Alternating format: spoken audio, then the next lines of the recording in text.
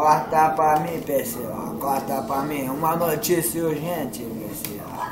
Corta pra mim. Não, pessoal. Corta pra mim, pessoal. É pra cortar no meio, pessoal. Pessoal, assim você vai ter que se aposentar, pessoal. Não, continua. Três bandidos entram numa fábrica de gesso e rouba 3 quilos de massa de gesso. Pra que será? Pra fazer um boneco? Um pinto de plástico? Quer dizer, um pinto de gesso? Não. Eles roubaram para assaltar um banco, pessoal.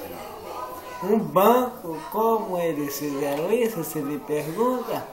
Primeiramente eles trabalharam, planejaram lá no Minecraft, aquele joguinho. Não me atrapalha, filha, não me atrapalha, não vem pra cá. Agora eu tô trabalhando.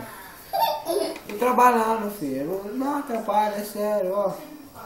Não me atrapalhe. Eu tô contando a história aqui dos bandidos. Então, ele jogando aquele jogo, muito triste. Não me atrapalhe, filho. Você tá me atrapalhando. Idiota! Você está me atrapalhando. Você não Não, idiota!